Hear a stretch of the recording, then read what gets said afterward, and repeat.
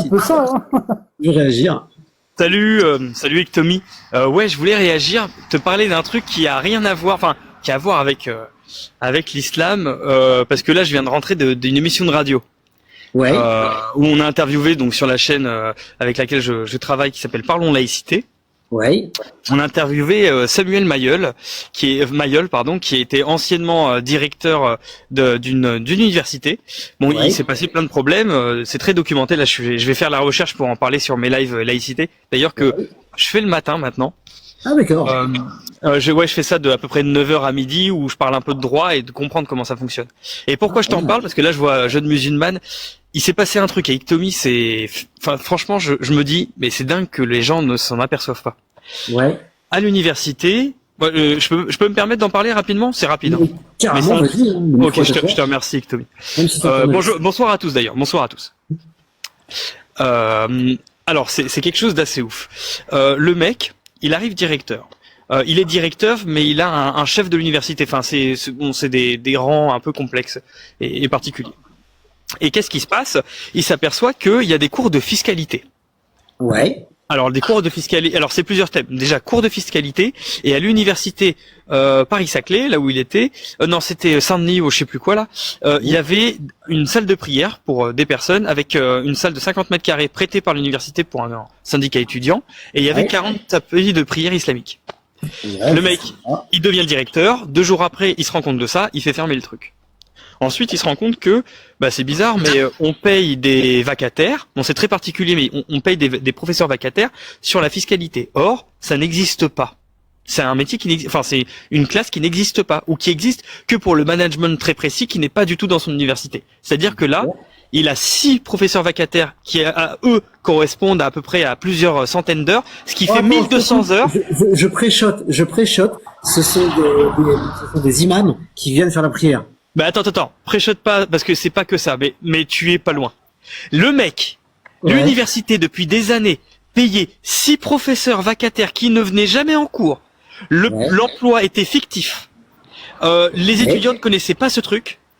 Et on se rend compte de quoi? Qu'ils appartenaient au syndicat qui élisait le président de l'université. Parce que en fait, pour faire le truc de l'université, faut savoir, c'est très complexe. Mais en gros, t'as une dizaine d'étudiants qui siègent. On pourrait penser que c'est bien, mais en fait, c'est pas souvent si bien que ça. Parce qu'il y a une association qui se fait de plus en plus connaître dans plein d'universités. Ça s'appelle les étudiants musulmans de France. Ouais. Et en gros, ils élisent des professeurs qui sont de la CFDT, CGT, tout ça. Ils élisent du corps particulier, enfin tout ce qui va régir en fait l'université. Et du coup, pour que le président il fasse passer son programme et son budget, il doit plaire à son audimat forcément parce qu'ils ont voté pour lui. Donc lui, il leur rend l'appareil. Et le mec, il payait 6 professeurs vacataires, 1200 heures. Je sais pas, vous pouvez pas vous imaginer l'argent public que c'est 1200 heures pour des profs vacataires. C'est 50 balles l'heure. Ces mecs-là, ils appartenaient en fait, ces mecs-là, ils distribuaient des trucs halal, de la nourriture halal alors que c'était le Crous. Ils appartenaient à la truc qui faisait les prières là, donc ils appartenaient au syndicat étudiant. D'accord. Et avec cette paye, qu'est-ce qu'ils faisaient? Cette paye-là, 50% leur revenait, 50% ils finançaient des mosquées. Oh putain. 50% de la paye de l'argent public finançait des profs qui, eux, finançaient les mosquées. Et donc, ils ont réussi à détourner de l'argent public pour financer des mosquées. Mais c'est une dinguerie. Et là, il nous a raconté ça. Donc, il a écrit plusieurs livres. Là, je vais me questionner parce que c'est passé sur pas mal de journaux il y a quelques années. Le mec a été menacé de mort, des milliers, ça a vandalisé chez lui et tout ça. Et là, il nous raconte ça. Moi, je tombe des nues, mais je me dis, mais c'est dingo. Et comment on n'en a pas entendu parler? C'est dingo. Franchement, je tombe des nues. Hein. Je ressors. On était au restaurant, donc j'ai échangé avec lui. Je vais voir pour faire des TikTok potentiellement avec lui à l'avenir et d'autres personnalités du CLR, Comité Laïcité France, Laïcité République, pardon. Ils se réunissent à la mairie de Paris à peu près les 9 décembre pour faire un grand prix de la laïcité qui est très intéressant. Vous pouvez vous inscrire d'ailleurs sur internet. Et il est secrétaire du CLR. Donc gros organisme de la laïcité et mec, je suis tombé mais vraiment de haut sur le sort des universités. Je savais pas que c'était aussi friqué que ça, que en fait l'argent on formait plus des élites, mais on formait des personnes à qui ils avaient voté pour toi et ça donne des sous. Enfin, mais c'est des trucs de dingo, hein. Vraiment. T'en as parlé à Thomas Durand, à Tronchambier? Parce que ça, Mais non, là je viens de. Ah ouais, tu viens juste de finir. On a échangé les contacts parce que, alors je sais pas si t'es au courant, mais moi je travaille un peu dans la laïcité depuis des années. Ouais. Et moi je suis formateur de la valeur république laïcité, donc je forme des individus, cadres associatifs, bureaux, ça peut arriver des fonctionnaires. Et en même temps, je participe à une émission de radio qui s'appelle Parlons laïcité. On a une quarantaine de vidéos, de podcasts. Et puis je travaille sur là on travaille sur la laïkit, une sorte de mallette pédagogique pour parler de laïcité de 7 à 18 ans.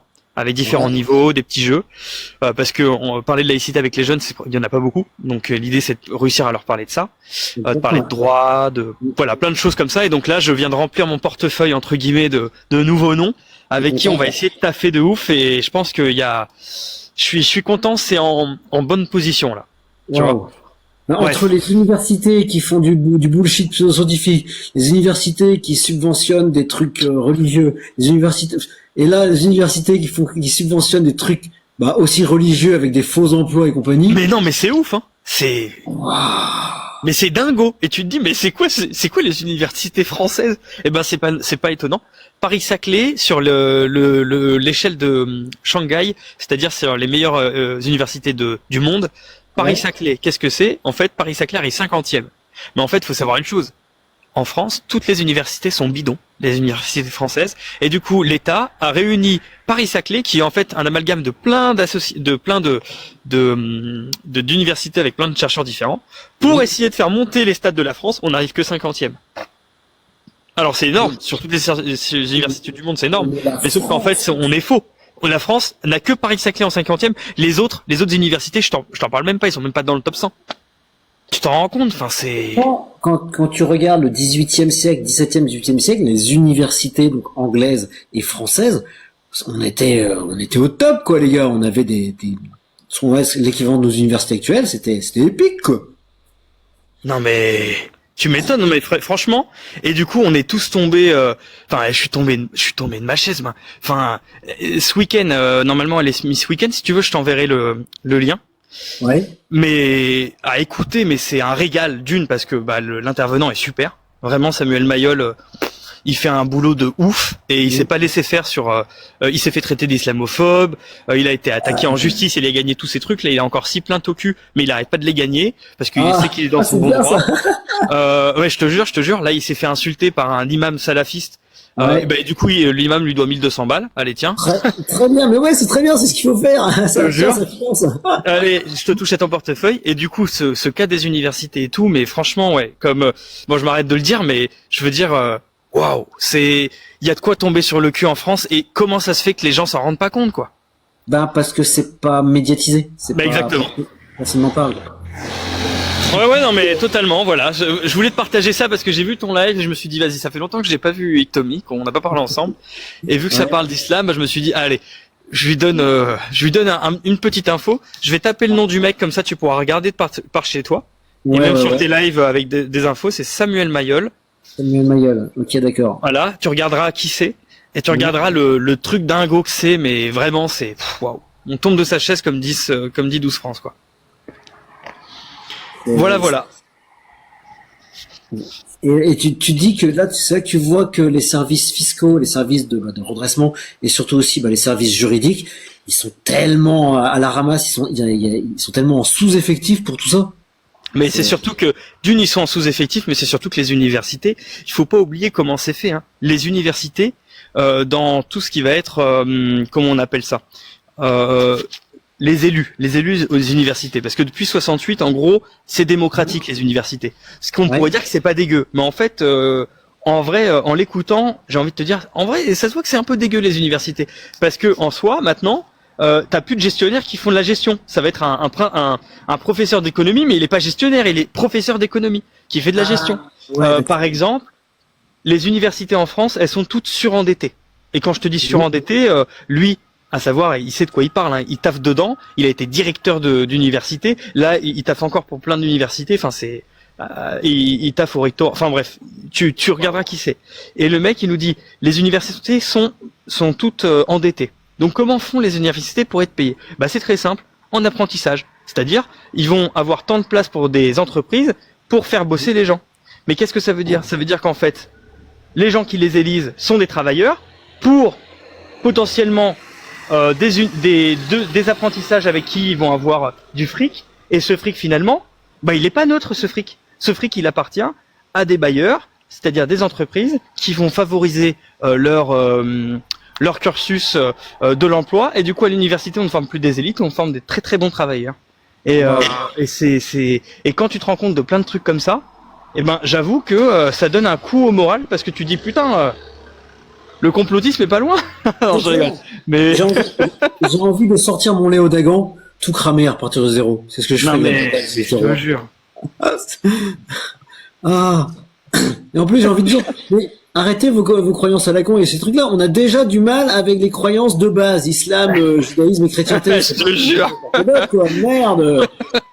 Après, tu vas faire un tour sur la chaîne 10 sectes et la chaîne de G1000 et tu déprimes 2 fois plus, enfin, tu décubes, voilà. La déprime au carré, c'est même plus une déprime au carré, c'est une déprime au cube. Ah ouais, non, mais c'est ouf, hein, donc là, je vais aller me renseigner, je vais tout papoter, bon, peut-être pas ce soir parce qu'il est tard, mais demain, je vais refaire mon live laïcité, ensuite je vais taffer dessus pour bien connaître le sujet par cœur parce que là, ce que je t'ai donné, c'est de l'info brute. Ouais. Tu vois, mais je vais essayer de travailler sur le sujet, lire. J'ai acheté ces 3 livres là pour mon asso. Ouais. Vu que je suis président, c'est plutôt cool, tiens. Comme ça, j'ai pas besoin de les acheter personnellement.